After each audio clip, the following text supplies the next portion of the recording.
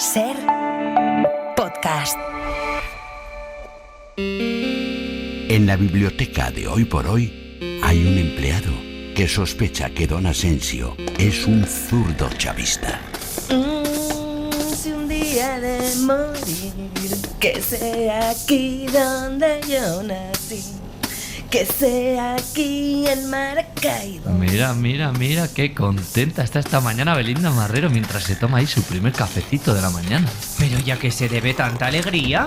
Ay, mi niño, es que me he leído El sueño del jaguar, la novela del invitado de la biblioteca de hoy, Miguel Bonnefoy, y se me ha venido a la cabeza la canción de la Unión, Maracaibo. ¿Y eso? ¿Es la banda sonora de la novela? No, muchacho, es que parte de la historia se desarrolla en Maracaibo y una de las protagonistas encima se llama Venezuela. ¿No habrá traído don Asensio un escritor chavista? ¿Cuál sería el problema? Aquí hay libertad de expresión. Tranquilidad, que Miguel Bonnefoy es un escritor francés, con raíces venezolanas pero francés. Pero con raíces venezolanas, seguro que apoya el régimen de Maduro. ¿Lo sabe Fran Llorente? ¿Pero por qué tiene que saberlo Fran Llorente? Hombre, porque en el actual marco geopolítico internacional, si una novela habla de Venezuela, ya no es literatura, es política. Por eso tiene que saberlo Fran Llorente, por si afecta a nuestra línea editorial. Pero que es una novela súper premiada en Francia. Es que cada vez que en este país alguien habla de Venezuela se le va a tachar de chavista. Anda que no hay venezolanos antichavistas en el barrio de Salamanca de Madrid. Bueno, no aprovechemos un libro en francés sobre Venezuela para atacar alegremente a Ayuso, que eso es lo que quiere ella, que la citemos. Pero que nadie ha hablado de Ayuso ni de chavismo, si lo has hecho tú. Ay, yo no sé por qué los godos se ponen así cada vez que se habla de Venezuela. Para los canarios es mucho más normal la octava isla. Yo tengo allí una tía abuela y una sobrina nieta en Cumaná, en el estado de Sucre. A ver si me entiendes, Belinda. Es que en este país, en España, hablar de Venezuela es hablar de política interior. ¿Y a ti quién te dice que el tal Bonnefoy, por muy francés que sea, no ha escrito esa novela para enfrentarnos a los españoles? ¿Estamos locos o qué? Que te repito que la novela ha sido premio Fémina. ¡Fémina! Lo que faltaba, una novela feminista. Irene Montero, Podemos, Venezuela, por Santa Rosa y el Libertador Bolívar. Esto es el final de Antonio Martínez Asensio. Muchacho, nene, me tienes loca con tanto grito. Hoy por Hoy Magazine. Ser podcast.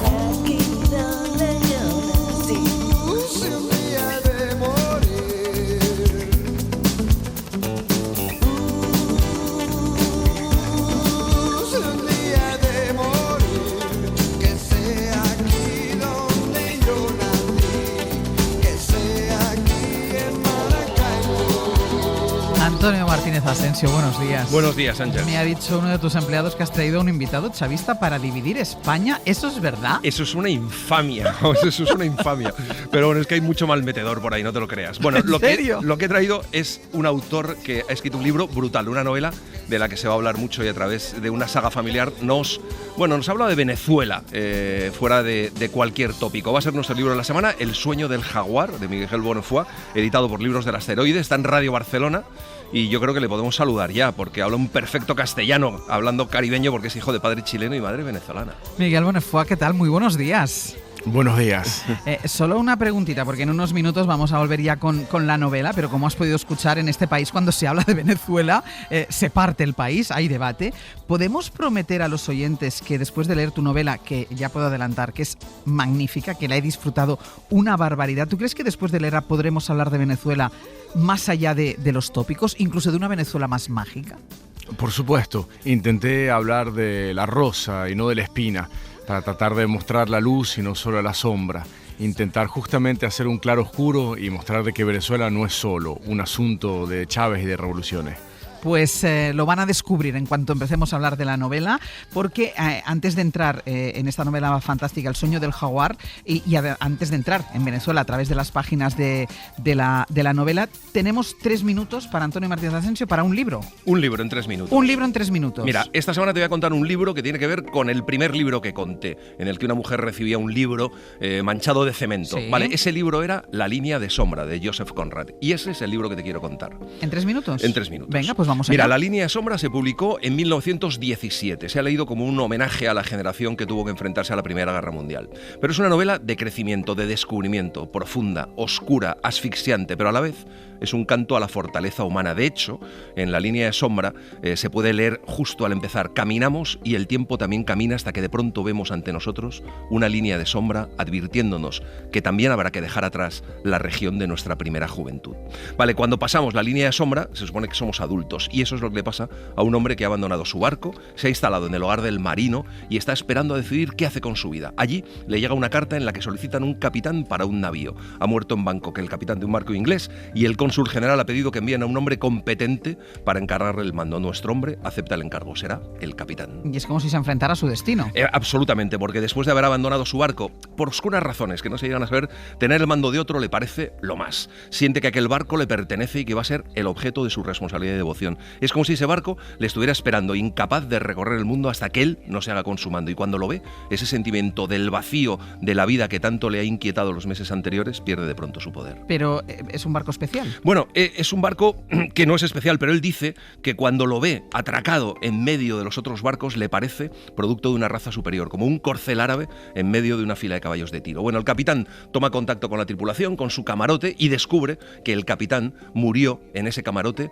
antes de pronunciar una maldición. Ojalá que ni el barco ni ninguno de vosotros llegue nunca a ningún puerto. Mal de ojo. El capitán da orden de zarpar y muy pronto empiezan a tener problemas. La tripulación empieza a caer enferma de cólera, uno tras otro. Tienen que atracar, pasan 6 semanas en un río al lado de una ciudad y luego cuando vuelven a salir al mar, calma chicha, no hay una gota de viento. El piloto le dice al capitán que hay que pasar esa zona porque ahí justo es donde enterraron al viejo capitán. Igual para acabar con la maldición, ¿no? Absolutamente, pero de momento la enfermedad hace mella en los hombres. El capitán además descubre que no hay suficientes medicinas a bordo.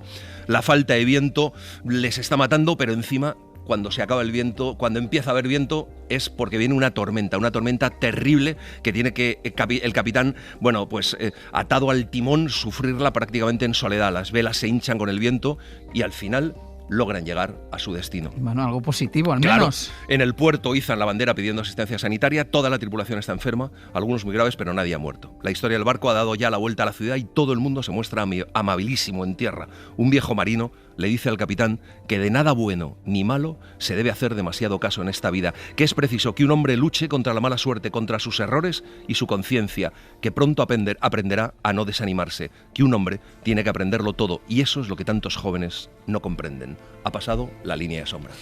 Claro, y ahora ustedes, como han escuchado 3 minutos de Asensio contando el libro, van a decir, pues yo tengo que leerlo. La línea de sombra de Joseph Conrad lo pueden encontrar en Alianza. Es el libro en 3 minutos que ha dejado Antonio Martínez Asensio en nuestros anaqueles, aunque hay que superar esto, pero les aseguro que con nuestro libro de la semana lo vamos a conseguir, porque se titula El sueño del jaguar, de Miguel Bonnefoy. Lo vamos a conseguir porque, como todos los libros que han marcado nuestras vidas, este forma ya parte. Si tuviéramos que llamar al 900-100-800, llamaríamos para donarlo. Podríamos donarlo perfectamente. Podríamos donarlo. Uno de los libros del año. Pues 900-100-800 para que ustedes nos llamen y nos donen ese libro que les ha gustado tanto, que lo leyeron cuando eran jóvenes, que les dejó una huella, que les dejó una marca. 900-100-800. Hoy por Hoy Magazine. Ser Podcast.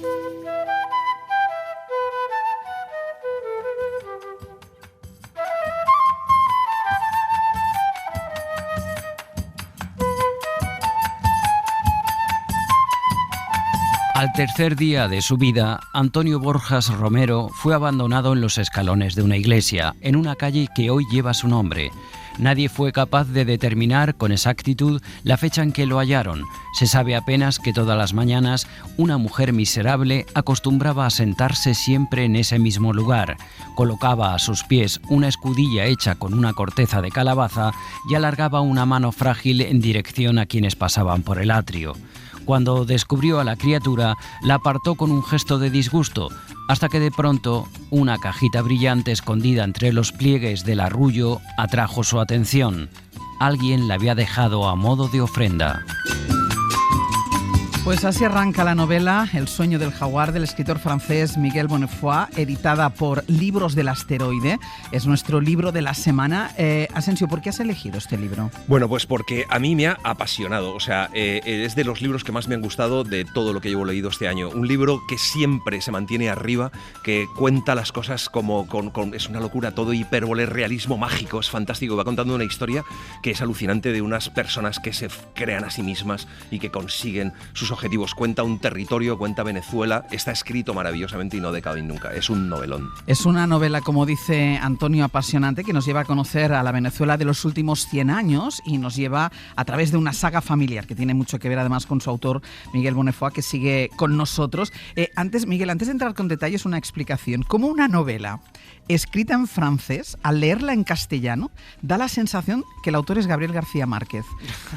Claro, porque yo tenía dudas, sí, hasta que vi que que era una traducción. O sea, ¿cómo se consigue eso? Bueno, qué linda pregunta.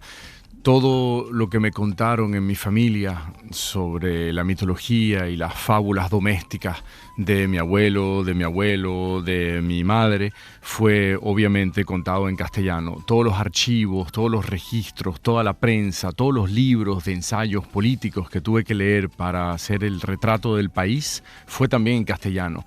Pero todo eso lo terminé traduciendo en los filtros un poco transparentes de mi cabeza para pasarlo al francés.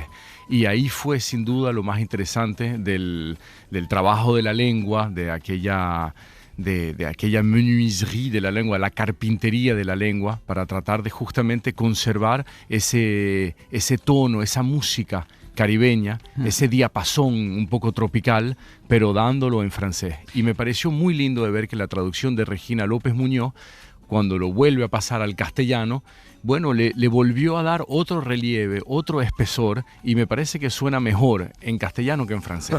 ¿Nunca te planteaste escribirlo en castellano tú?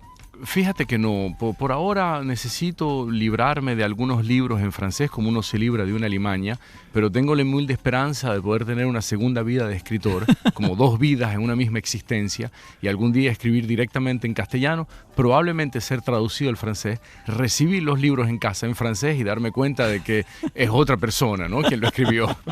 Oye, y la grandeza, Miguel, de este libro, creo que además es cuando te das cuenta de que esta historia, que es puro realismo mágico, está lleno de imágenes, de colores, de escenas, de lluvias, de petróleo durante 9 días, pero sin embargo, detrás de esta historia están tus abuelos, tus orígenes. O sea, quiero decir, esta historia es verdad. Absolutamente, todo es verdad.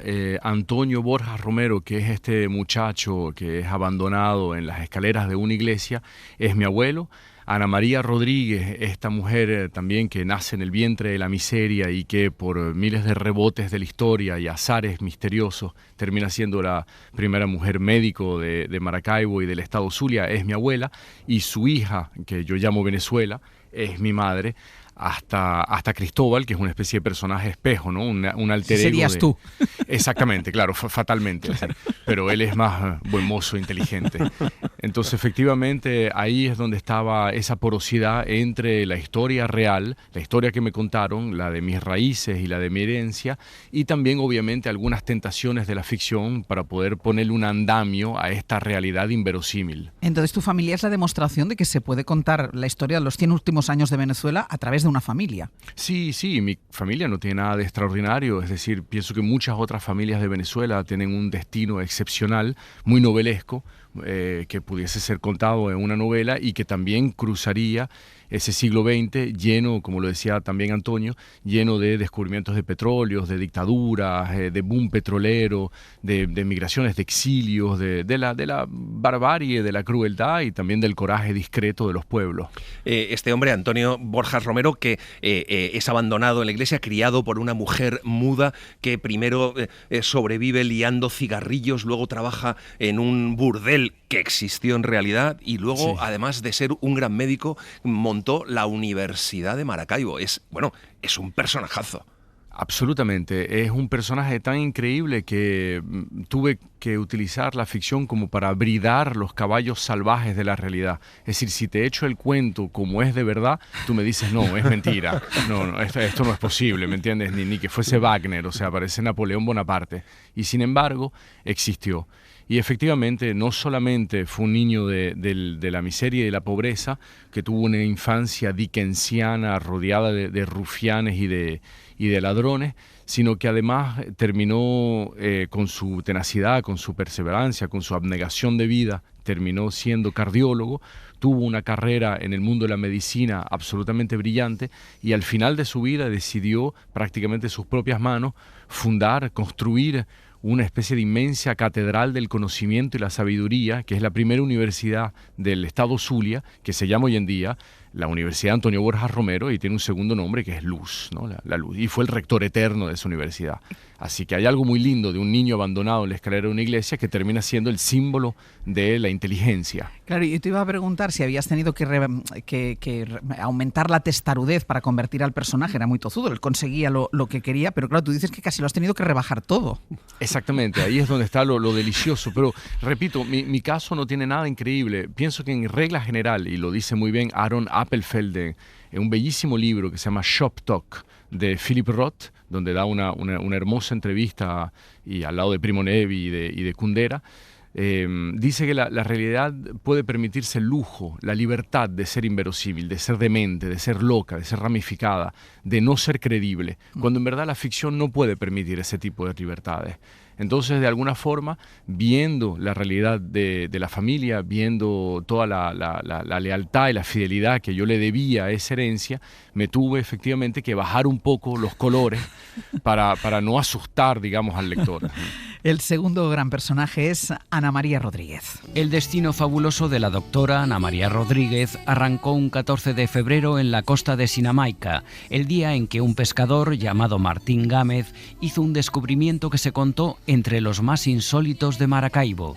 Había llovido todo el mes y las mareas altas de los últimos días habían transformado la playa de Caimare Chico en un depósito de algas fangosas y despojos de peces muertos. Tan atestado estaba el arenal que cuando Martín Gámez volvió de pescar al alba, sobre las 5 de la mañana, casi le resultó imposible distinguir al animal entre los montículos de sargazo. El animal que encontró el pescador fue un pingüino. No me digan que no es mágico que aparezca un pingüino en medio del Caribe. Pero Miguel, lo verdaderamente mágico es que ese pingüino marque la vida de Ana María y del resto de personajes de la novela. ¿Qué simboliza ese pingüino?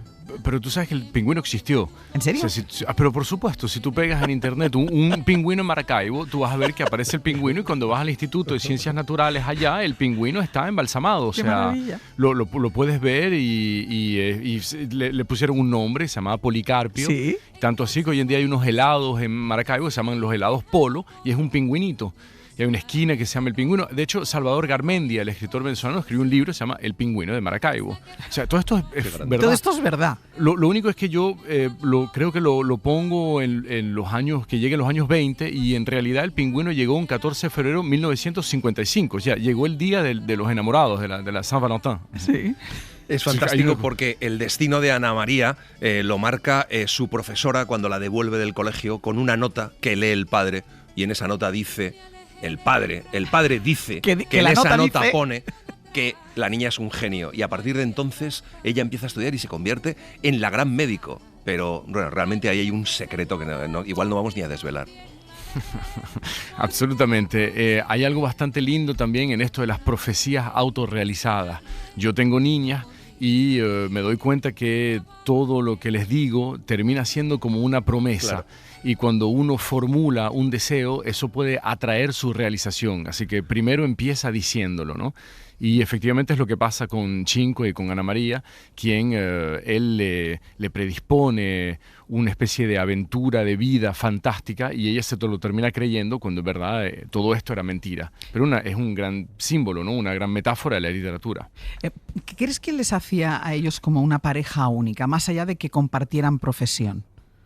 Bueno, fíjate que no solamente eran una pareja emblemática en la Maracaibo de los años 40, 50, no solamente porque eran médicos, porque hacían también una medicina social, sino que también eran unos personajes políticos, los dos eran socialistas, sí. Los dos se pelearon contra la dictadura de Pérez Jiménez, los dos también estuvieron metiéndose en todos estos laberintos, digamos, de la izquierda venezolana de aquella época, tratando de hacer un mundo mejor, y además Antonio abrió todo el camino camino del aprendizaje y de la pedagogía con la universidad. Entonces terminaban de alguna forma abrazando muchas disciplinas, muchos sectores diferentes. Tuvieron a 2 niñas, ¿no? Mi tía y mi madre, que eran absolutamente perfectas y deliciosas. Nené, mi tía, tuvo una carrera de arquitecto en Maracaibo muy importante, y mi madre diplomático en el mundo entero, representando la cultura venezolana, lo que intento hacer yo humildemente también por mi parte. Entonces se dio toda una especie de linaje, ¿no? De personas que trataban de alguna forma de cristalizar una Venezuela en el extranjero y adentro, que sea positiva, que sea luminosa y que sea inspirante. El descubrimiento del petróleo lo cambió todo. La ciudad y Antonio se transformaron a la par. Con la llegada masiva de convoyes de hombres codiciosos, lo que hasta unos meses atrás no había sido más que un pueblo de pescadores y espigadoras, se convirtió en una ciudad babélica surgida de la noche a la mañana.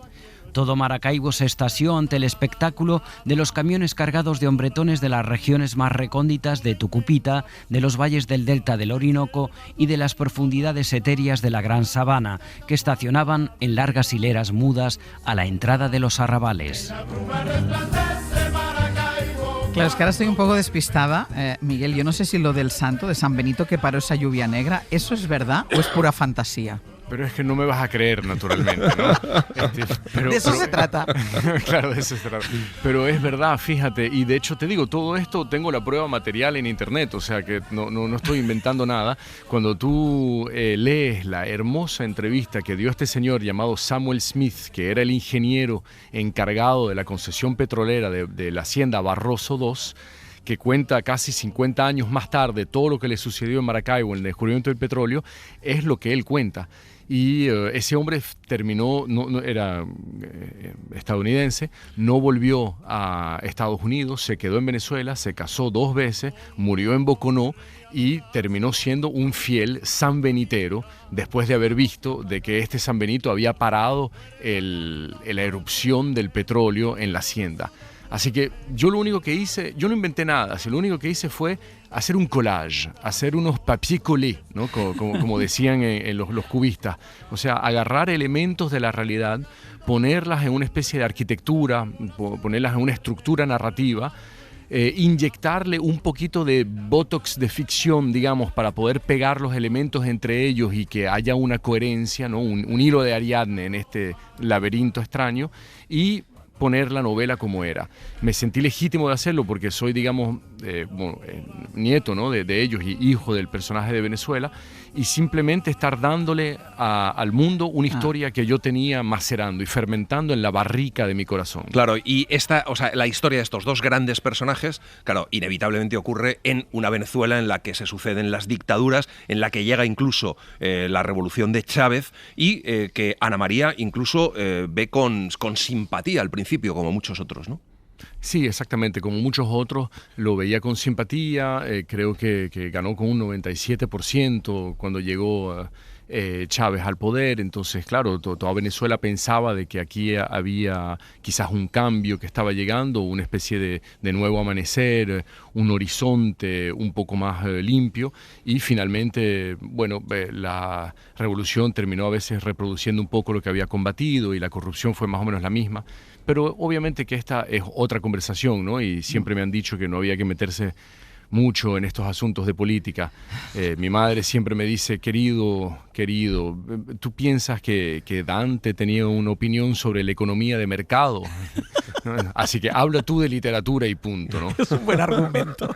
De todos los bebés que nacieron aquel día, fue imposible imaginar que Venezuela no sería una mujer libre. Parecía haber asumido la fuerza de la rebelión durante aquella tarde abrasadora en la que el grito había traspasado la ciudad, la calle llena de astros y desastres, como si en el vientre de su nombre de pila concentrara la bulliciosa dignidad de un pueblo. Ávida y golosa de todo, Venezuela se crió con el ímpetu de un motín. Hoy por Hoy Magazine. Ser Podcast. Yo de novelas no entiendo, respondió, pero sé que los campesinos maracuchos están convencidos de que en cada camada de gatitos hay un jaguar. La madre, prudente, lo aísla, lo ahuyenta para que no devore a los demás. El jaguar crece de otra manera, se emancipa, Ellos son los fundadores de esta ciudad. Todos somos hijos de un sueño de jaguar.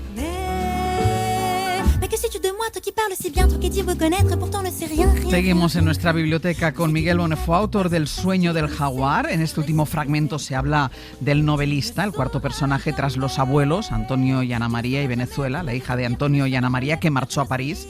Allí nace Cristóbal, el nieto que recopila y novela la historia familiar. Antonio decía al principio que en esta novela todo es verdad, que es vuestra historia familiar, Miguel, pero al final es una historia familiar, al menos en tus abuelos, muy marcada por el destino. Es decir, el destino dice que vas a hacer esto o vas a hacer esto, y da la sensación que Venezuela es la primera que rompe con ese destino. Absolutamente. El personaje de Venezuela sin duda es la primera en crear un esquema distinto, el de abrir también las fronteras porosas de Venezuela para poder irse al mundo y darle, digamos, quizás una nueva ramificación a la familia. Efectivamente, me gusta mucho la idea que usted tiene de decir que finalmente todo en el libro es una especie de profecía o una especie de promesa, una cosa donde uno termina formulando unos deseos y ella va a romper ese oráculo de Delphes. Y sin duda llegando hasta el personaje de Cristóbal, quien termina escribiendo toda esta historia para cerrar el ciclo y volver de nuevo en una especie de inmenso círculo, un eterno retorno, ¿no? Como si el libro terminase donde empezó. Vamos a hacer una cosa, y nosotros ya nos quedamos con el libro, con El Sueño del Jaguar, de Miguel Bonnefoy, que está publicado en Libros del Asteroide, pero Miguel, ya sabes que ahora tienes que donarnos un libro, que no sea tuyo, para que forme parte de esta biblioteca que todos los viernes abrimos aquí en la cadena SER. ¿Cuál es el libro que donas a esta biblioteca radiofónica? El libro que dono y que me ha fascinado es Un puente sobre la Drina, de un escritor llamado Ivo Andrić. Lo publicó en 1945. Es un escritor yugoslavo o serbo-croata, como diríamos hoy, y es una novela que atraviesa 4 siglos en la ciudad de Visegrad, donde han construido un puente obviamente sobre el río Drina, que une 2 orillas, pero que simbólicamente une como 2 universos, 2 mundos, y donde van pasando por ahí todas las fuerzas y todas las ocupaciones otomanas y austrohúngaras.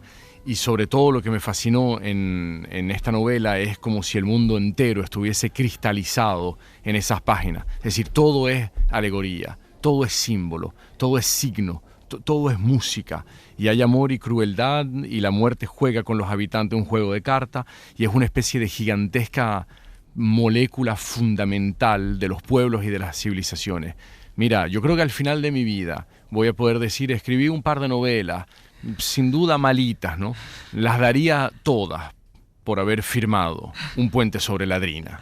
Pues yo creo que con esto, vamos, quien no la lea es que no... Un puente sobre el Drina es deliciosa. Además, Ivo Andrić fue premio Nobel, es un gran escritor y bueno, es un librazo. Estoy absolutamente de acuerdo con Miguel. Un puente sobre el Drina de Ivo Andrić, que está de bolsillo, por si les han entrado... Primero se lee en El Sueño del Jaguar y después ya, si les han entrado unas ganas irresistibles de leer la donación que nos ha hecho Miguel, pues ya tienen El puente sobre el Drina de Ivo Andrić en la editorial de bolsillo. Está aquí ya el empleado de la biblioteca, Pepe. Hola. Hola, ¿qué tal? Con las novedades que traes tú. Pues tengo 2 días en la historia del silencio de Meret Lindström en Errata Naturae, literatura nórdica contemporánea en su máxima expresión y que ha merecido el premio de literatura del Consejo Nórdico y el premio de la crítica. Es la historia de una pareja que lleva toda la vida junta y en un momento dado él entra en un profundo silencio con el que ella debe convivir. Es un libro alucinante, es otro novelón que traemos hoy.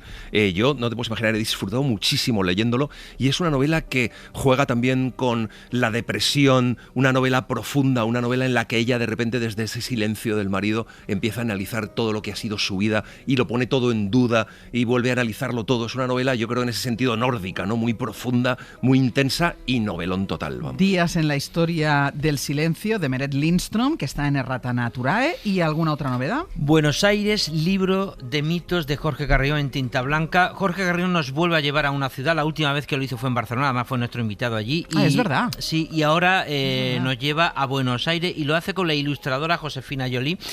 Los dos recorren la capital argentina buscando mitos que la sostienen, entre ellos los que tienen que ver con la literatura y las melodías tristes que se bailan. Lo que te queda al final es que la capital argentina es una ciudad, y muchas a la vez, una ciudad de verdad y tentadora. Es maravillosa, como cuenta Buenos Aires, pero es que además está editado por Tinta Blanca, que edita estos libros que tienen vocación de ser un libro de viajes, un libro que te puedes meter en el bolsillo cuando viajas a Buenos Aires, además, con unas ilustraciones maravillosas, de tapa dura, con espacio para las notas.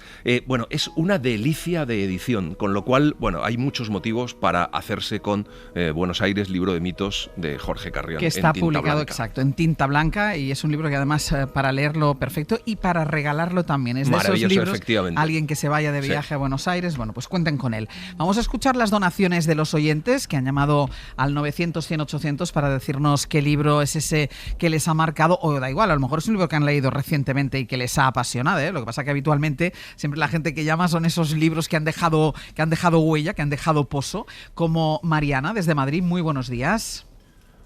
Hola, buenos días, Inés. ¿Qué tal, Mariana? Cuéntanos, ¿cuál es todos los compañeros que estáis ahí. ¿Qué libro nos donas? Pues me encantaría donar Crónicas 1 de Bob Dylan. Ajá. Es una biografía, que creo que sabéis que no es muy normal, o sea, que es fragmentada. Sí.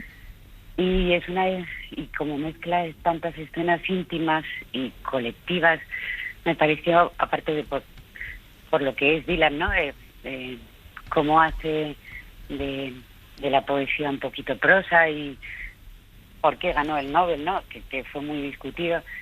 Me pareció bonito traerlo hoy porque no he podido estar en la manifestación de hoy y él tiene un fragmento muy bonito en ese libro que habla de eso. Todos aquellos que pusieron en duda o cuestionaron el Nobel de Literatura a Dylan, si se lo leen, van a dejar la polémica aparte. Ahí estamos. Pues ahí estamos. No se trata de política, como lo de hoy tampoco se trata de política. Se trata de, en este caso, gracias por dejarme estar aquí, porque es que es verdad, es todo una cosa, ¿no? Él decía que siempre había algo en marcha, algo por hacer y algo en el que él quería estar en medio, ¿no? Y con los tiempos que estamos viviendo es importante su voz y sus letras. Pues lean Crónicas, nosotros nos lo quedamos para nuestra biblioteca, Crónicas de Bob Dylan, que es el libro que nos ha donado Mariana. ¿Tú lo has leído? Yo no lo he leído, Yo tampoco. pero Bob Dylan mola. Está en Malpaso. Sí, en Malpaso. Esta mañana le hemos escuchado. Nosotros hemos abierto hoy a las 6 de la mañana. La música de las 6 de la mañana ha sido Bob Dylan. O sea que hoy casi cerramos, casi que me voy. El último premio Nobel norteamericano. A ver, que ahora en la semana que viene, yo creo que dan el Nobel de Literatura. La semana que viene empiezan los Nobel y conoceremos. Si es miércoles o jueves que lo vamos a conocer. Gonzalo desde Galapagar, ¿qué tal? Muy buenos días. Buenos días, Ángel. ¿Qué tal? Cuéntanos, ¿cuál es el libro que donas tú? Pues mira, el libro que dono es Hijos del Ancho Mundo, de Abraham Verghese, sí, de la editorial Salamanca. Un libro que, pues, yo he sido librero 38 años, he tenido una librería, ya estoy jubilado. Ajá. Sobreviví a los últimos embates de los libros, sí, aquí en un pueblo que era Galapagar, es un pueblo de 40.000 habitantes, pero teníamos muchísimos clientes afortunadamente fijos, ¿no? Y entonces este libro se desarrolla en Etiopía, en la época de Haile Selassie, 1970 aproximadamente, con el intento de golpe de Estado, y entonces empieza en la India con dos monjitas que van vía Yemen a Sudáfrica y de ahí hasta Addis Abeba. Al cabo, una de las monjas muere en el crucero, bueno, en el trayecto, lo que era el transporte en aquella época, en los años 70, imagínate. Y entonces llega allí a Addis Abeba y van a un hospital, al hospital Nissim, pero en el viaje se junta con un cirujano inglés. Al cabo de los 2 años de estar allí, hay una monja que tiene gemelos, muere en el parto y desaparece el cirujano. El libro de por sí, la historia de Etiopía, la historia de estos dos gemelos, los valores que te dan, te puedo decir que ha sido un libro que en la tienda puede ser que haya vendido más de 400, 500 libros. O sea, era el típico libro que cuando alguien te entraba y te decía, pues no sé, Gonzalo, es que ahora estoy así, no sé qué leer, Sí. Efectivamente, sí, es verdad, tenía muchísimos clientes que me venían y me decían, oye, Gonzalo, dame un libro, toma, ¿para quién está? Pumba. Entonces, yo leo muchísimo, y pues, bueno, pues, y este ha sido de los que me han marcado. Hay muchísimos que me han marcado, ¿no? Porque me gusta mucho la novela histórica. Sí. Pero este me ha marcado y lo sigo recomendando muchísimo. Pues Hijos del Ancho Mundo de Abraham Vergés, que has dicho que estaba en Salamandra, ¿no? Salamandra, sí. En Salamandra. Pues muchísimas gracias también por tu donación. Muchas gracias por este espacio y enhorabuena por el programa. Muchísimas gracias. Un beso. Hasta luego. Hasta luego. Ha llegado de vacaciones Pascual Donate, ¿qué tal? Muy buenos días. Has llegado hace unos cuantos días, pero no habíamos hecho todavía biblioteca contigo. ¿Has encontrado muchos más libros abandonados que cuando te fuiste? Muchísimos libros, pero traigo uno que ha tenido poco éxito. No sé si es porque aquí nos trabajamos mucho la actualidad, estamos pegados a la hora, que traigo un libro de divulgación sobre la prehistoria. Se titula Nuestras primeras veces, 30 prehistorias extraordinarias. Lo firma Nicolas Tissandier, es un autor francés, prehistoriador. El libro lo que nos presenta básicamente es cómo empezó todo. Entonces, ¿cuándo se pronunció la primera palabra? ¿Quién fue el primer ocupa en una cueva? Nos enseña la primera joya, la primera droga y hasta cómo era el primer vaso de leche. O sea, ¿cómo empezó todo? ¿Cómo empezó todo? ¿Cómo empezamos hasta dónde hemos llegado? Que no sé si estábamos mejor antes. Yo tengo que contar, porque lo tengo que contar en homenaje a Pascual Donate, que hoy me ha recibido diciéndome, mira qué maravilla, los he encontrado en un contenedor. Y eran 3 libros en ruso. Pero no hemos podido traducirlo.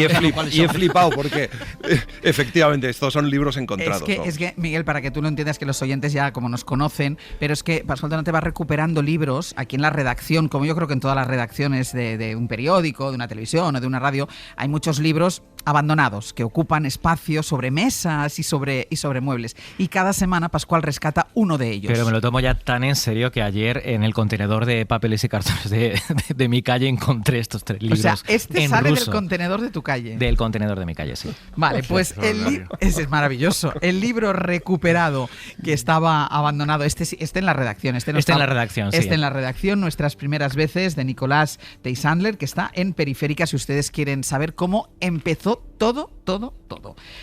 Un libro, una hora, ¿qué vas a hacer? Pues voy a contar Tormento, de Benito Pérez Galdós. No sabes cómo me lo he pasado leyendo Tormento. Es divertidísima, es maravillosa. Y nada, pues lo vamos a contar en una hora, la semana que viene. Pues en un libro, una hora, Tormento, de Benito Pérez Galdós, que si quieren ustedes, después de escuchar el libro, una hora, leerla, o la quieren leer antes o no la han leído, está en Alianza Editorial. Miguel, ¿el trabajo de promoción te gusta? Me encanta. Me encanta el trabajo de promoción porque puedo conocer a personas como ustedes y también porque el otro día en Madrid me tomé unas copas y nos fuimos a tapear con Antonio justamente y me dije, me gustaría ser este hombre dentro de 15 años. Dedicarte a leer libros y a explicar libros. Sí, sobre todo con su elegancia natural, con su inteligencia, con su cultura. Y nos dábamos cuenta cuando estábamos hablando de que yo empezaba una anécdota literaria y me decía, sí, esa la conozco, pero ¿conoces la otra, la de, sí, esa yo la conozco también? Y estábamos, pero te digo, como 2 hermanos. De hecho, me pregunté si mi madre no era su madre también. Yo, de hecho, su madre ya me sigue en redes y yo a ella también. Sí, mi madre está locamente enamorada de Antonio, además. O sea que ya estamos de familia, pues. Para mí, Miguel, ha sido todo un descubrimiento, ya te digo, porque además cuando empecé a leer el libro pensaba, esto está escrito en castellano. Evidentemente no está escrito en castellano, pero es realismo mágico puro, que ya no puedo decir esto porque es realidad, no realismo, es realidad. Es realidad mágica. Realidad mágica, exacto. Eso. Miguel Bonefó, El sueño del jaguar, lo pueden encontrar en Libros del Asteroide, de verdad, que vale muchísimo la pena, lo van a disfrutar una barbaridad. Miguel, muchísimas gracias por haber estado con nosotros. Gracias a ustedes, bravo por su trabajo. Gracias, Miguel. Un beso bien grande. Hasta la semana que viene. Hasta la semana que viene. Venga, un beso.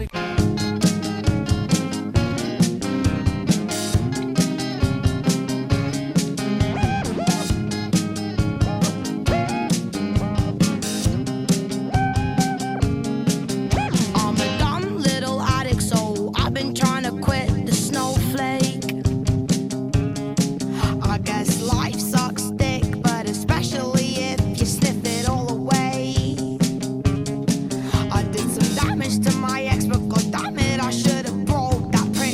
para seguir alegrándonos la mañana de este viernes y ponernos cara y cuerpo de fin de semana. Y hasta aquí Fernando Neira. ¿Qué tal? Buenos días, Neira. Muy buenos días. También está aquí Iñaki Pascualena. Hola, ¿qué tal? Buenos días. Neira nos prometía empezar cada semana, esta temporada, sus historias musicales con un disco de la semana, para ponernos al día de los mejores estrenos. Nos encantó el álbum de aquella chica islandesa Laufey, así la llamamos nosotros, Laufey, que ayer la estuve escuchando toda la tarde. Hiciste muy bien. Mientras me terminaba el libro que hemos puesto en nuestra biblioteca en la hora anterior. Buena combinación. Sí, de verdad. Así que vamos a ver qué traes hoy. Pues mira, 24 añitos tiene la criatura. Iba a decir tiernos años, pero yo creo que hay que decir más bien 24 intensos años, porque es puro dolor, furia, fantasmas internos. Es del sur de Londres. Su nombre es Lola Young y es nombre auténtico, no es se llama nombre, Lola. Efectivamente, Lola Young. Y estamos escuchando Not Like That Anymore, que incluye en su letra el nombre de su último álbum, que es Solo me estoy jodiendo a mí misma. I'm only fucking myself.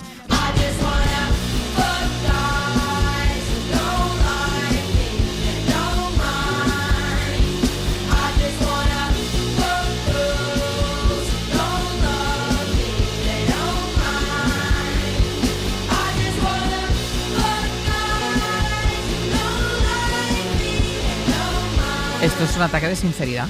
Sí, es de las canciones que vienen con asteriscos porque dice fuck everyone, que yo creo que lo entendemos todos incluso. Cuéntanos más de esta Lola Young. Pues mira, nueva sensación del pop anglosajón, personalidad turbulenta. Además ha estado en las noticias este fin de semana porque nos pegó un susto en Nueva York, se cayó de espaldas en pleno concierto, estuvo inconsciente. Lo vi. Más de medio minuto. Esta chica, efectivamente, acabó en el hospital. Ya el día anterior había cancelado una actuación por problemas de salud mental y el día que pasó esto dijo, bueno, he tomado la decisión de actuar porque no quería quedarme sola, atrapada en mi propia tristeza. Así que, bueno, más allá de eso, estamos hablando de un talentazo. Claro, es que yo vi la imagen, pero no la relacionaba ahora con el nombre que dices. ¿Tú cómo la conociste? Yo diría que como prácticamente todo el mundo, año 2024, primavera, cañonazo titulado Messi, que 16 meses después sigue en la lista de las 10 canciones más escuchadas de todo el mundo.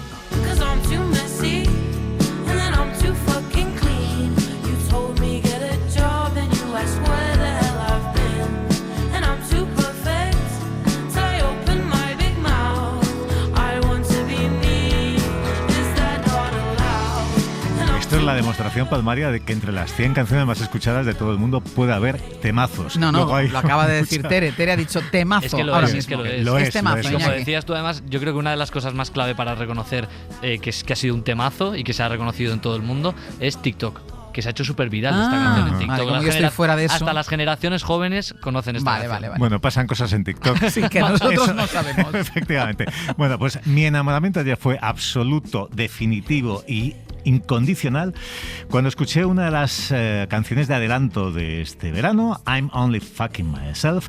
La escritora Marta Peirano hablaba de ella en Babelia como una de las canciones más cochinas que he escuchado en mucho tiempo. Y bueno, algún motivo para pensarlo sí que podríamos encontrar. La canción se titula One Thing, una cosa, pero ¿qué cosa?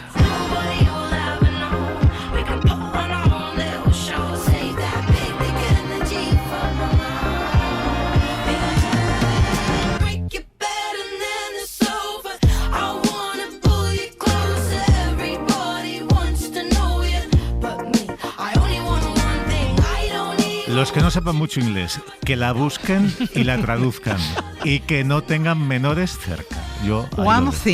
One Thing de Lola Young, que me encanta. Habla de una cosita. 24 años y camino ya de su tercer disco. Sí, es el tercer disco. Datos curiosos. Es sobrina nieta de Julia Donaldson, la autora de El Grúfalo, que si tenéis niños o sobrinos pequeños lo habéis leído seguro.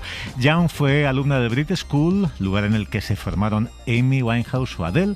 A los 17 años fue diagnosticada con trastorno esquizoafectivo y siempre desde entonces hace mucho hincapié en la importancia de la salud mental.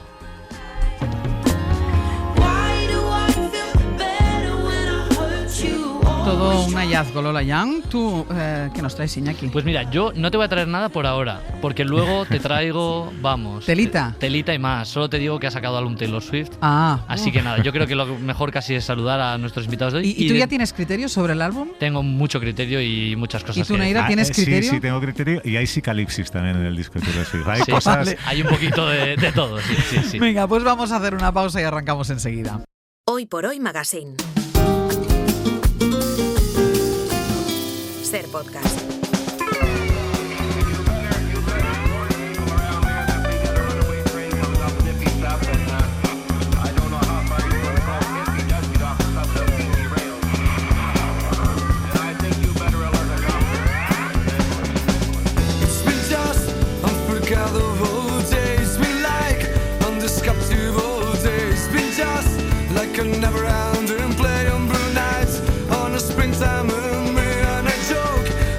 Esta es la historia de una banda que nació en Barcelona como un grupo de amigos inquietos, culturetas y casi tirando a frikis, que se reunían alrededor de la música y las canciones. Primera etapa de aprendizaje en inglés. Los miembros tenían otros trabajos más mundanos que no sé si alguna vez nos van a contar del todo. Les influía gente como The Cure, por cierto, fueron teloneros gracias a que tenían una canción titulada Freaky Goes to Hollywood, que a Robert Smith le hizo mucha gracia al título y dijo, bueno, pues que sean los teloneros.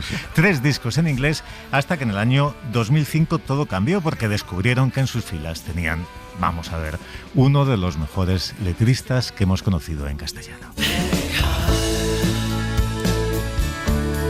Si tu magia ya no me hace efecto, ¿cómo voy a continuar?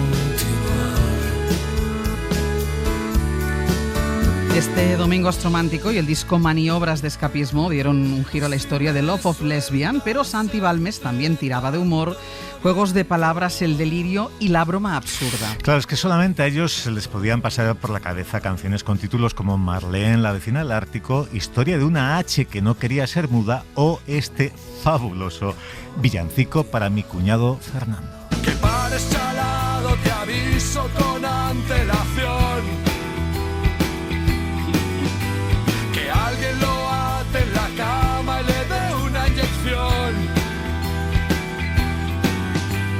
Cuidado con esa cuchara, Fernando.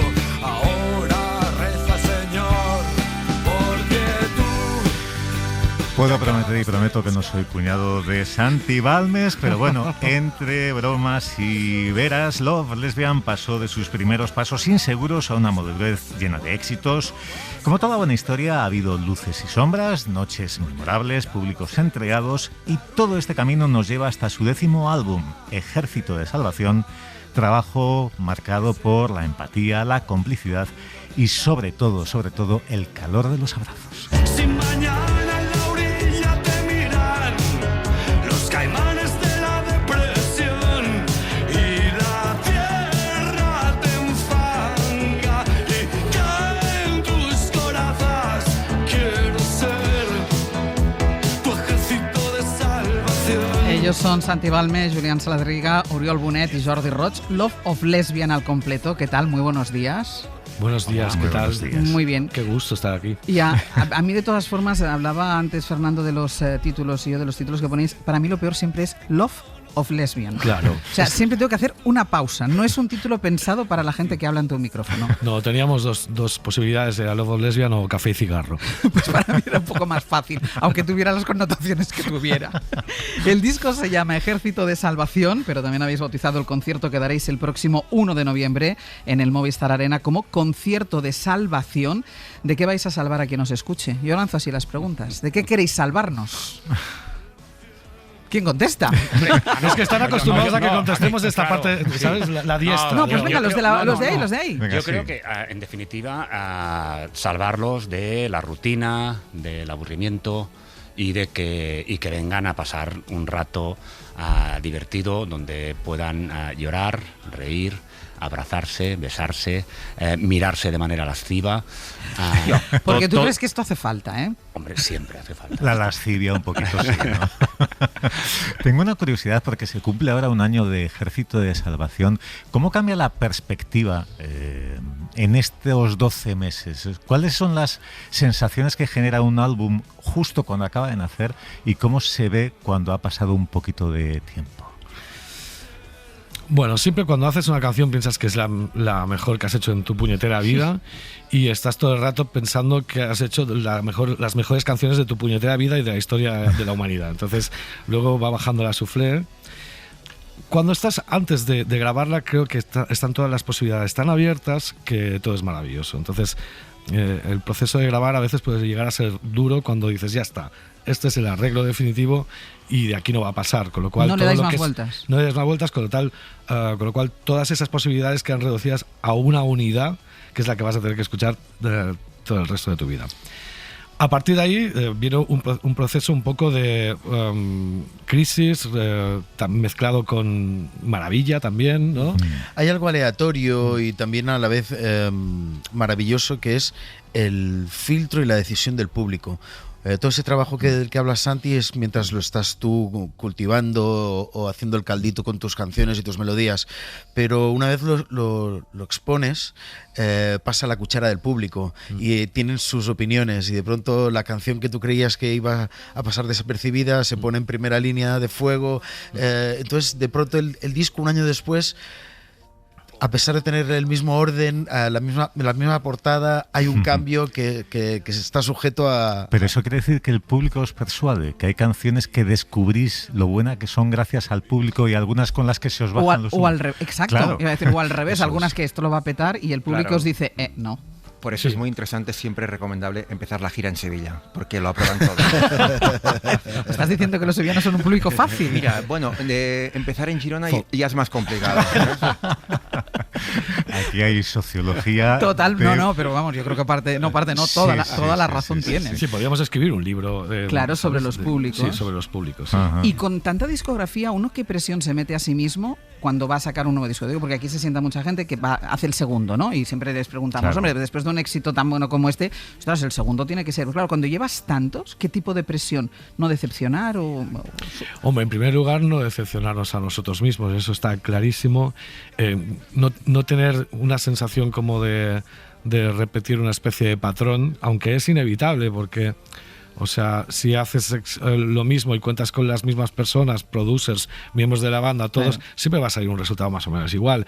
Mis letras son mis letras y mis melodías son mis melodías. No voy a cambiar de la noche a la mañana, y el tono de voz...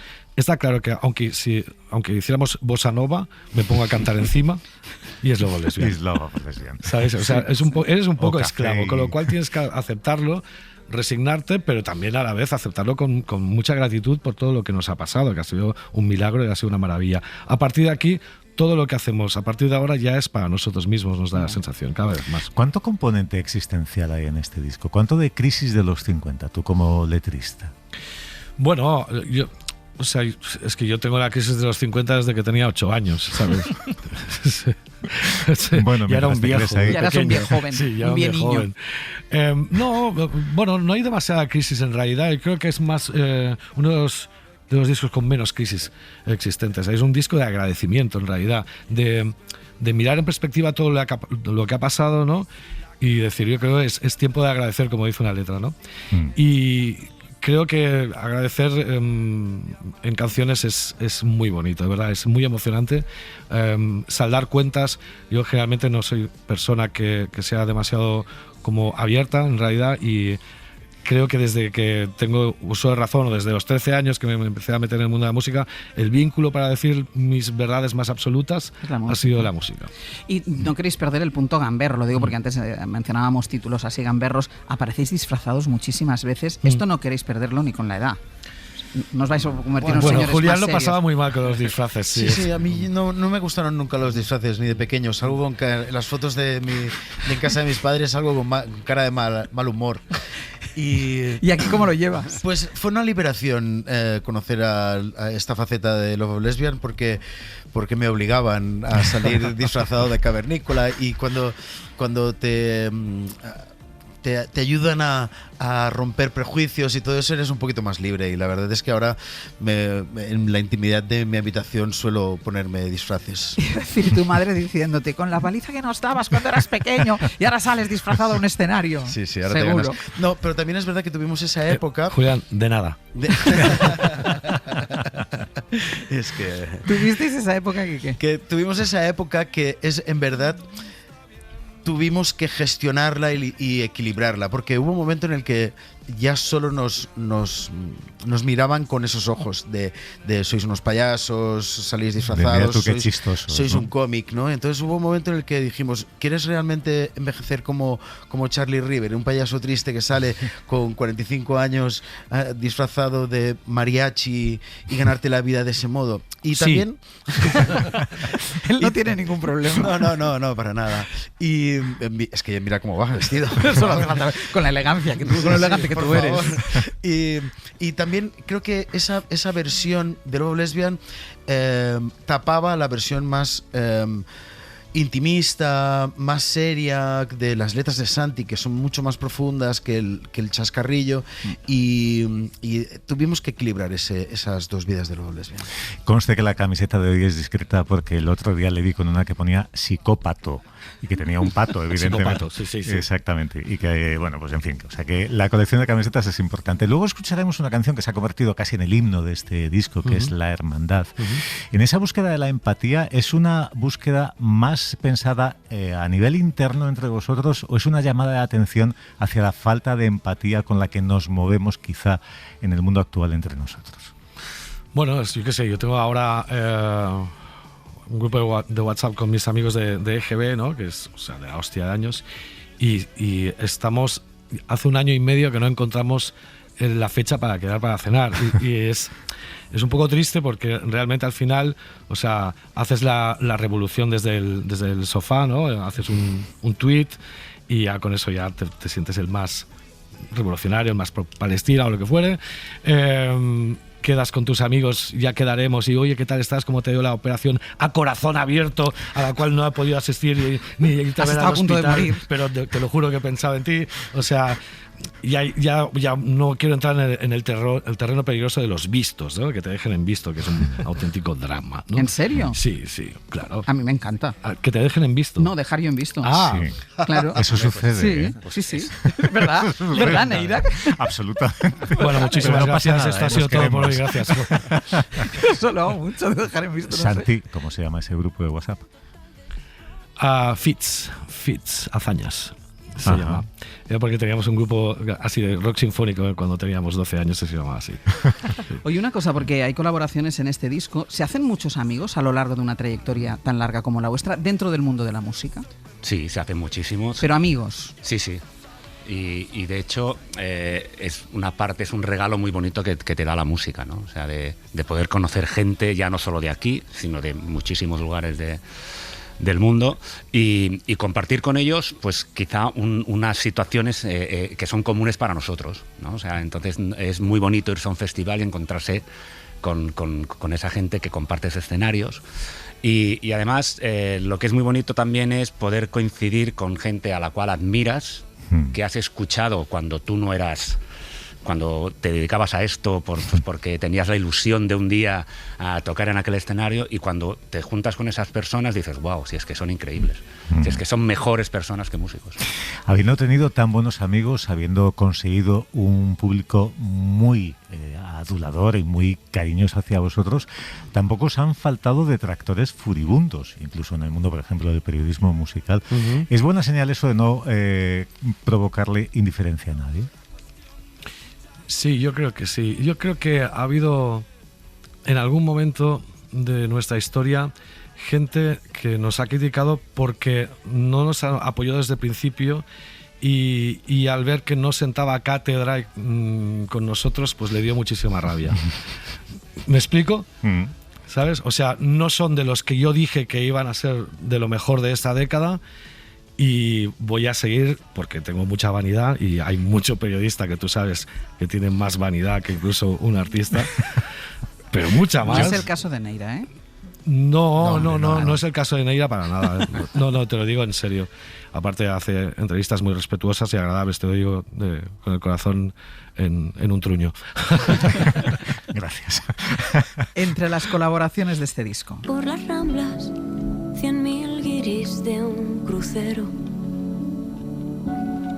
Un turismo que hace odiar al mundo entero, ¿o no? Calle arriba y cuesta abajo en contradirección, asumiendo que te he soltado y que alguien dirá error. ¿Qué sé yo? A veces el que pierde gana algo mejor. No. Quien se inventó la frase no te conoció. No sé, la autoayuda, no sé si me va a venir. 100.000 guiris de un crucero. ¿Cómo funciona tu cabeza, Santi, a la hora de generar ideas motrices para una canción? ¿Estás siempre como alerta ante lo que te sucede en tu entorno, ante lo que estás viendo, por si algo hace que salte la chispa? Bueno, mis compañeros del grupo dirán que siempre voy como si estuviera andando en medio de un sueño, ¿no? Pero yo creo que las cosas me llegan por osmosis, no sé, me traspasan de una manera extraña. Esta canción está claro, cuando digo 100.000 guiris, ¿sabes? De un crucero, está claro que estaba paseando por Barcelona, ¿no? Hay otras ciudades en las que te habría pasado lo mismo, sí. Hay una canción, una conversación pendiente que os dedicáis a vosotros mismos y en las que venís a explicar que no os lo habéis dicho todo, que con tantos años. Cuanto más subimos, más la mierda vuelve. No mereces antigua amistad, un golpe de suerte. Sí, habrá que arriesgarse. ¿Es bueno no decírselo todo en 25 años? ¿Mantener algo que no se diga? Eso es la clave para que 25 años después estéis aquí los cuatro, sentados, bien. Yo creo que todos tenemos nuestras válvulas comunicativas. O sea, yo soy diferente de Jordi, de Uri, de Santi, y hay algunos, y yo en realidad necesito hablar las cosas. Pero hemos aprendido a que cuando yo estoy hablando, ellos escuchan y no opinan demasiado. y yo estoy vaciándome, quedándome a gusto, y muchos dicen, bueno, ya se le pasará. O sea, yo soy de hablar y hay una parte del grupo que es de no necesita hablar, pero te escuchan. Sí, bueno, o sea, seguramente están pensando en la lista de la compra y... Oye, pero ¿queréis aprovechar para deciros algo ahora que no nos escucha nadie? O sea, Love Lesbian entró como una banda y salió como sería, ya separados, ¿no? Si empezamos la terapia. Creo realmente que nos lo hemos dicho todo en ese sentido. E incluso los silencios muchas veces acaban dándote la información que no te quieren dar, ¿sabes? Claro, con 25 años uno conoce perfectamente al que tiene al lado, entonces sabes, ¿no? Sabes cómo va a reaccionar. Y cuando es el otro. Momento de hablar con él, y cuando ves que baja por el ascensor cruzadísimo, dices, uy, este lleva un mal día, mejor no decirle que está fuera del grupo. Claro, y así lleváis 25 años. Bueno, con sentido del humor, mucho sentido del humor, pero tengo que decir que para mí, o sea, hemos estado hablando demasiado durante estas últimas décadas de la comunicación como si fuera la solución para todo, y creo que se ha sobrevalorado un poquito. Y la sinceridad también está sobrevalorada. Los silencios también son muy buenos. Vamos a hacer una pausa y a la vuelta les escuchamos en directo, disfrutamos de Love of Lesbian aquí en el Hoy. Love of Lesbian en el Hoy por Hoy. Hoy por Hoy Magazine. Ser Podcast. Pues Santi en la voz y la guitarra y Julián guitarra y voz. Love of Lesbian, parte de ellos, los otros dos se han quedado sentados en la mesa. Versión en acústico, exclusiva para los oyentes de Hoy por Hoy. La Hermandad, del disco El Ejército de Salvación. Cuando vosotros queráis, todo vuestro. 1, 2, 3.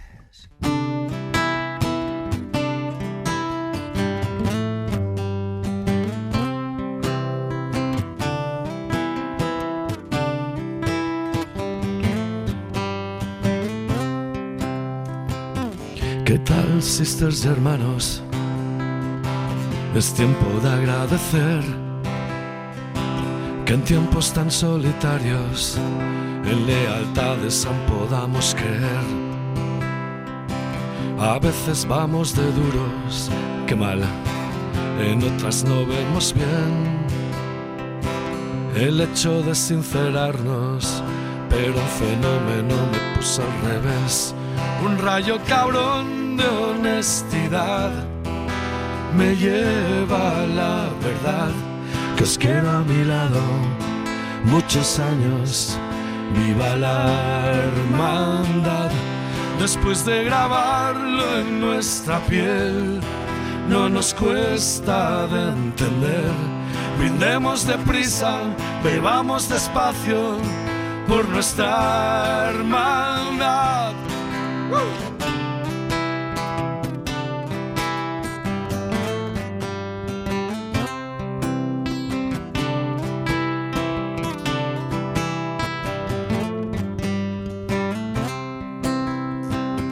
Habitación 105,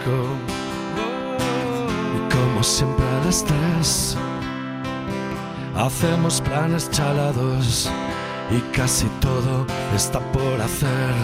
Y un rayo cabrón de honestidad me lleva a la verdad, que os quiero a mi lado muchos años. Viva la hermandad.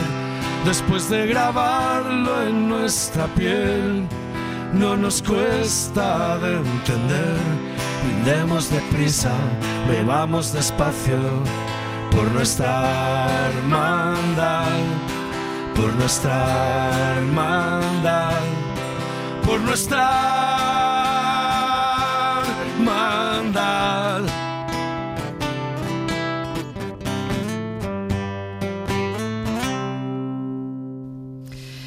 Love of Lesbians. Si están en Madrid el próximo 1 de noviembre, no se los pierdan, presentan por todo lo alto su nuevo álbum, el 10º, en el Movistar Arena, y a partir del 29 de noviembre, gira americana por Guadalajara, Bogotá, Lima, Santiago de Chile, Buenos Aires.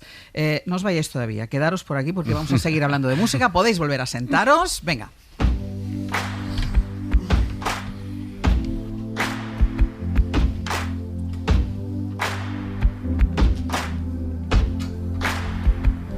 Her name was Kitty, made her money being pretty and witty. They gave her the keys to this city, then they said she didn't do it legitly. I bought a ticket, she's dancing in her garters and fishnets. 50 in the cast, 0 missteps. Looking back, I guess it was kismet.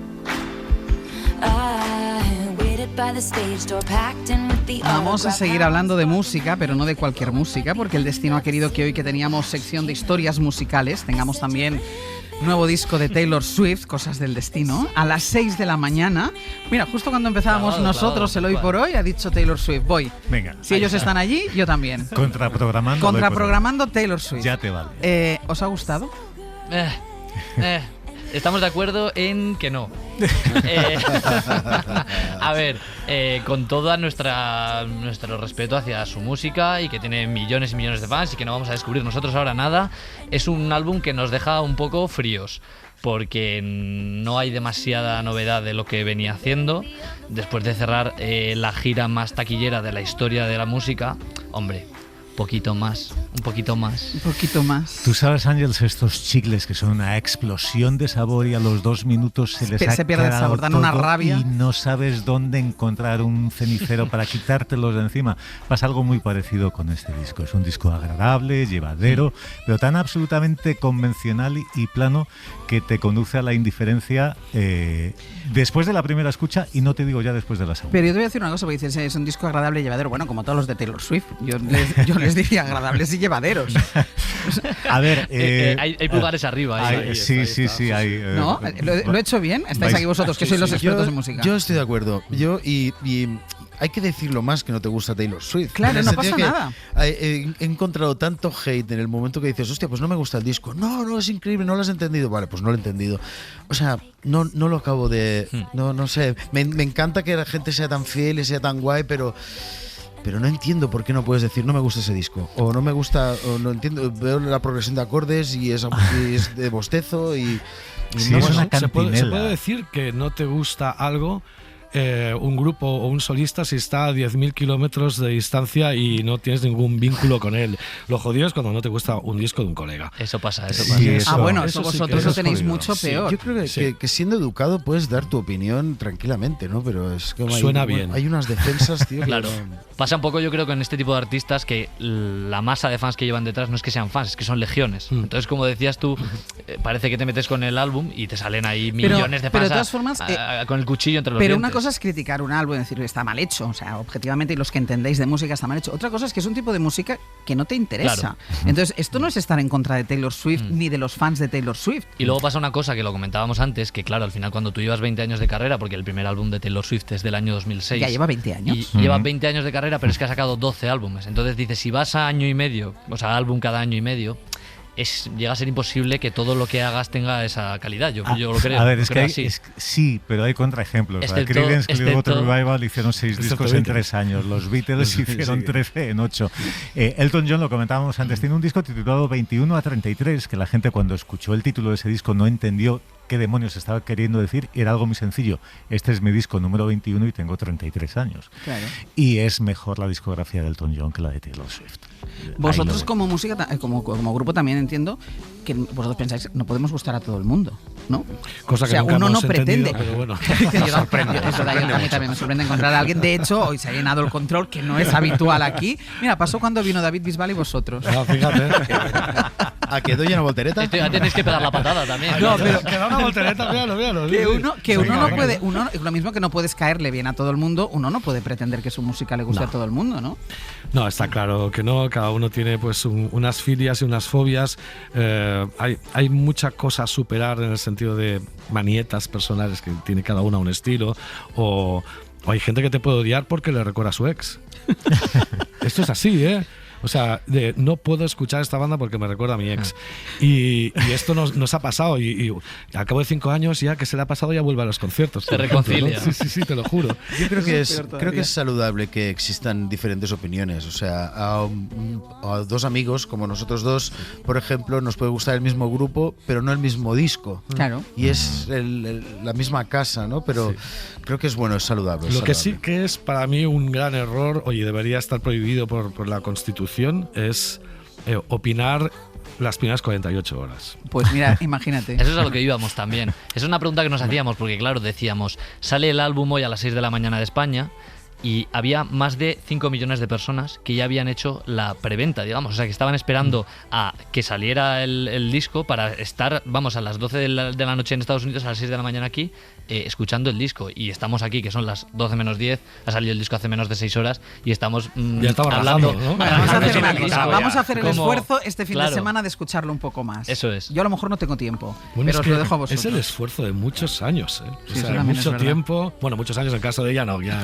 claro, es que esto es a lo que voy. Este disco está creado entre bambalinas, digamos, entre viajes de su última gira. Es decir, ella hace una gira y en medio de la gira, los días que ella tenía libres, volaba a Suecia, producía este nuevo disco y volvía, pues imagínate que tocaba un día en Madrid. Bueno, y va a ver a su novio también que juega algo, claro, ¿no? Y dices, no sé cómo le da la vida. En medio de esa vorágine, ¿se puede ser capaz de crear un 12º álbum?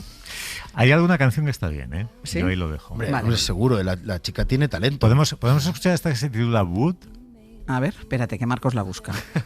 Y además, si sabéis inglés...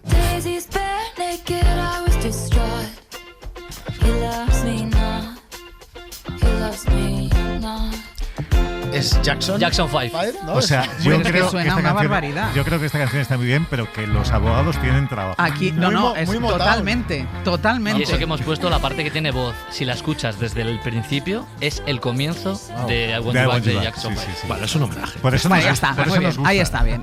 Love of Leslie, muchísimas gracias. A vosotros. Muchísima suerte, que os vaya muy bien. Somos majos, ¿no? Majos. Vale, pues venga, cuando queráis tenéis la puerta abierta para salir y para entrar. Un beso. Qué despido más bonito, gracias. Un beso.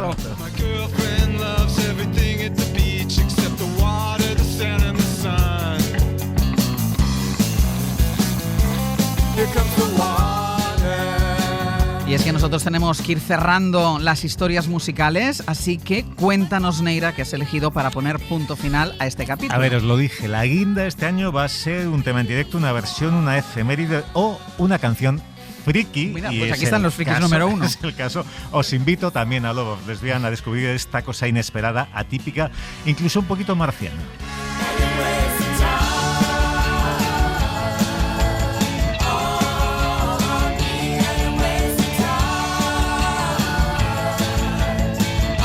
¿Qué es esto?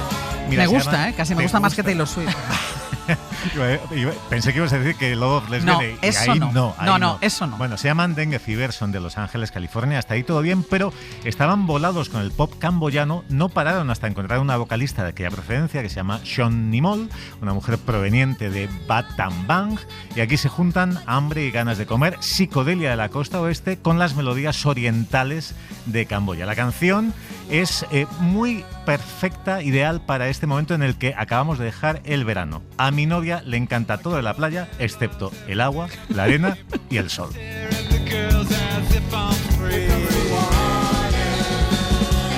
Pero vamos a repetir el nombre de Dengue Fever. Dengue Fever. Dengue Fever. Vale, dengue. Porque luego la gente, como Claro. esto es exótico lo que presentamos para hacer el A programa. mí me pasa lo mismo con la playa. Yo me gusta todo menos todo lo de la playa. Pues entonces no te gusta la playa, no mientas. Hasta la semana que viene, Adiós. Neira. Hasta Un beso, luego, Iñaki. adiós. Hoy por Hoy Magazine.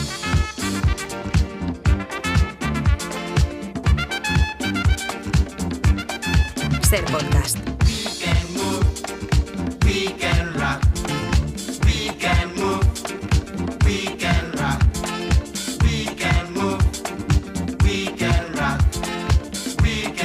Ya curado, aquí a mi lado, cerquita, para que me diga lo que me tiene que decir a la cara. Viene con fuerza el auditor, Aitor Albizoa. ¿Qué tal? Muy buenos días. Muy buenos días. Tampoco pongas las expectativas tan altas que luego nos llevamos chascos. Pero bueno, ¿qué tal ¿sabes? estás? Venga, va, ¿qué tal estás? Mejorando lo presente en mi mejor momento. Te lo digo. Mira, esta semana, el principal problema del programa, entre otros muchos. Tampoco ha habido tantos problemas, no exageres. Insisto, entre otros muchos, el principal problema ha sido la puntualidad. Martes, 8:30 de la mañana.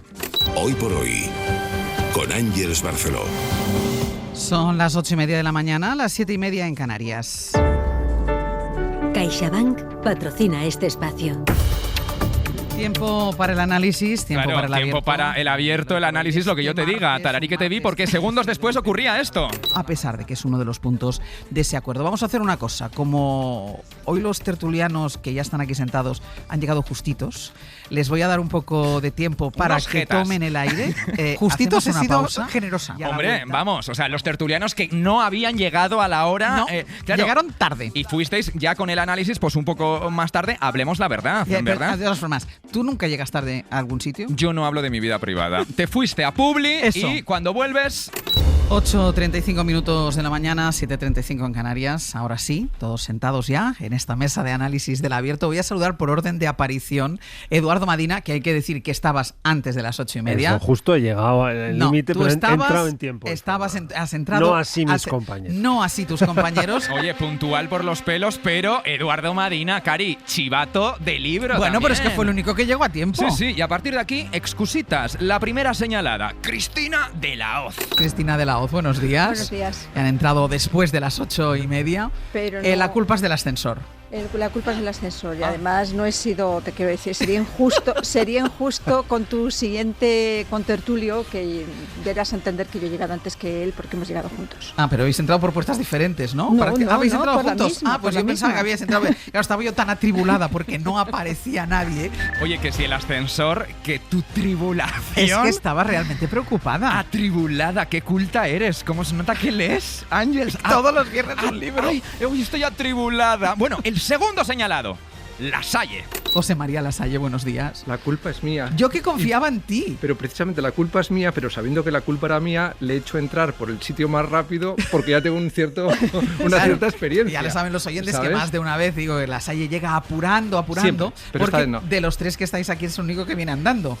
Vivo al lado. Claro, entonces yo confiaba en Sí. ti, pensaba, bueno, el Claro. atasco, esas cosas que pasan, pero Cuando claro, estás al lado es un problema. te relajas, te Total. relajas. Dices, puedo hacer algo más. Bueno, me pongo serio. Esto no puede ser. Es que no puede ser. No No puede ser. Yo sé que tienen más tertulias que una diva de gira, porque opinar de todo el rato está de moda, pero el hoy por hoy es sagrado. Totalmente. Se relajan, claro, porque su sección es de hora y media. Claro, ¿qué pasaría si yo llegase tarde? Que te quedas sin sección. Efectivamente. O sea, me salgo del programa. Así que el decálogo del tertuliano: no mentir, no contar bulos, no comprar panfletos de partidos políticos. Esto, y tenemos que añadir: no volveré a llegar tarde.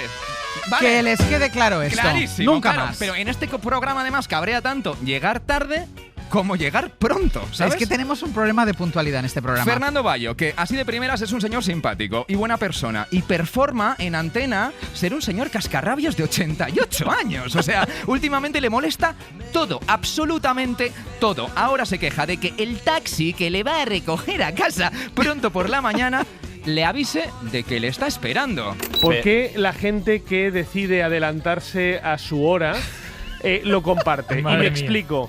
¿Por qué si tú te has citado con un servicio de taxi a una hora determinada, 10 minutos antes te llama el taxista para decirte que ya está abajo? Enhorabuena por estar temprano en tu sitio, pero yo no te he pedido que estés 10 minutos antes, te he pedido a una hora determinada. Oye, solidaridad de clase, Bayo. O sea, esto es un poco problema burgués del primer mundo. O sea, es que me van a recoger en taxi Ya, y el pero taxi a ver, me avisa. a esas Señorito, horas de la señorito. madrugada cada minuto es oro. Bueno, igual de oro que los minutos del taxista, te quiero decir. Es entendible, vale, madrugáis mucho, pero Bayo, eres un pulguillas. O sea, R que R, de ahí que tú además hicieras un llamamiento al sector del taxi. Por favor, no llamen a Bayo, porque ustedes solo tienen que hacer la llamada y ya está. Pero nosotros tenemos que aguantarle el resto de las horas. Por favor, no le llamen. Ayuda. Solo si llega tarde. Exacto. Si el taxista está esperando y ven que no baja, llámenlo. Ay, sí. Pero si no, por favor, se lo pido encarecidamente. Una opción práctica, también de profesional, de líder, ¿no? Para poner en mute las quejas de Bayo. Que hay días que se pone muy pesado. Sí, ¿verdad? Sí. Bayo, pesado. Que además le he dicho, escucha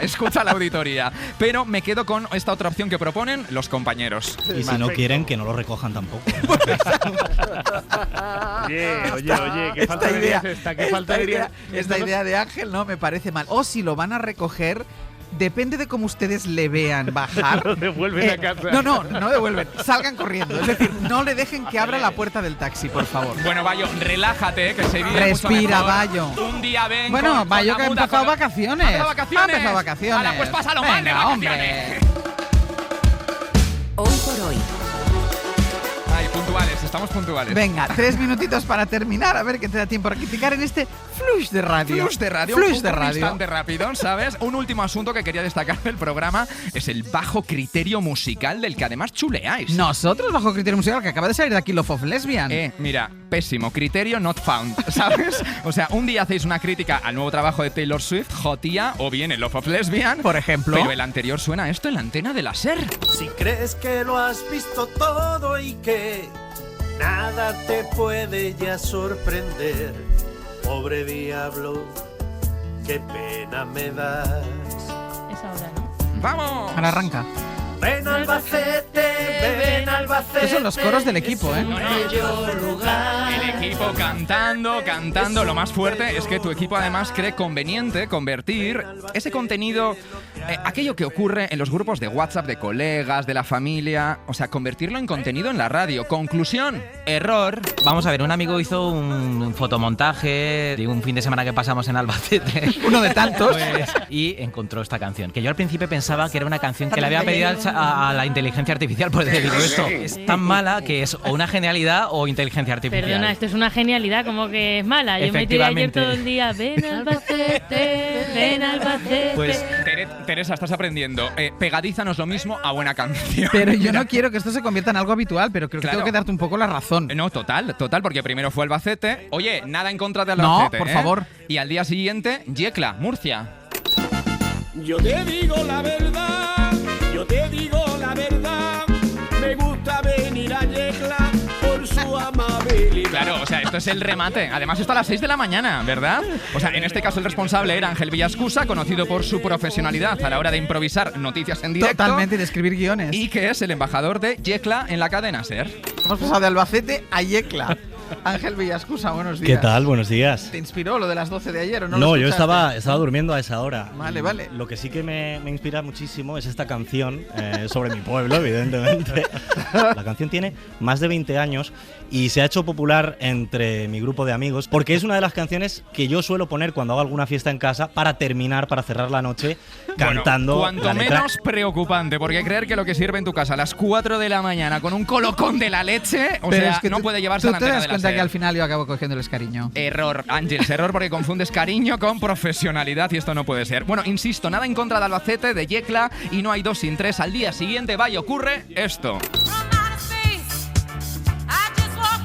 ¿Cómo te gusta esta canción, Tere? Ay, pero que me encanta que nos hacéis a la idea. Que es la canción ¿A cuánta para gente motivarse? está representando todo Ahora el mundo? mismo, Tere, aquí bailando, por favor. ¿Cómo que no? No puede ser, Ángeles, no puede ser. ¿No te Deriva gusta esta preocupante. canción? No, es una canción marica, pero que no me gusta. Pero para nada. Deriva preocupante, craso error. Por algo se llama radio hablada, no radio cantada. Esto hay que pararlo de alguna manera. O sea, Voy a tienes el poder y intentarlo. la responsabilidad. Voy a intentar pararlo de cara a la semana que Ya viene. vale. ¿Tú vas a venir la semana que viene? Pues mira, ya veré si vengo. Bueno, tráete una canción de tu pueblo. Venga, vale. Hasta el lunes, a partir de besito. las 6. Les esperamos. Pongan el despertador. Buen fin de...